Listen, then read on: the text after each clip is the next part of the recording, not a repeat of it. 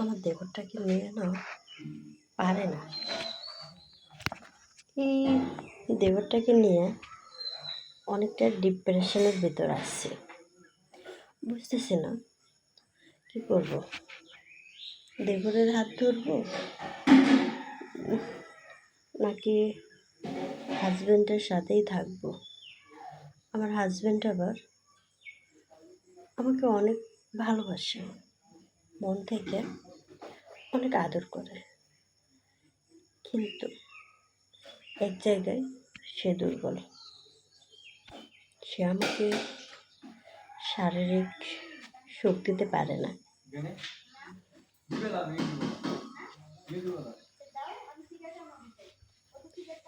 সে ভালোবাসে ঠিক আছে, কিন্তু আমি একটা মেয়ে মানুষ, আমি তো তার কাছে ওই জিনিসটাই চাই, কিন্তু সে আমাকে ওইটা দিতে পারে না।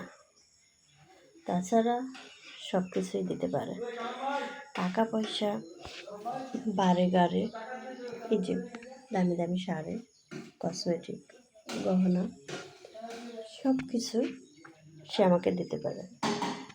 শুধু একটা জায়গায় সে দুর্বল।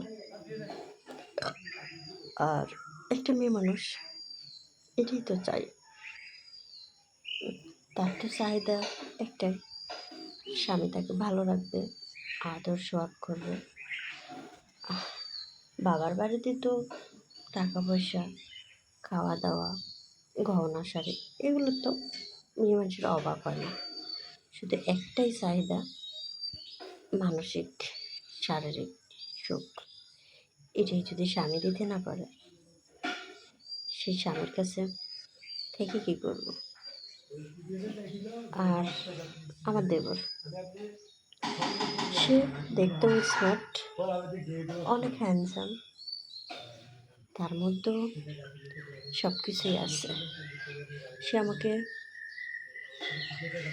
সব কিছু দিতে পারবে, আমি জানি।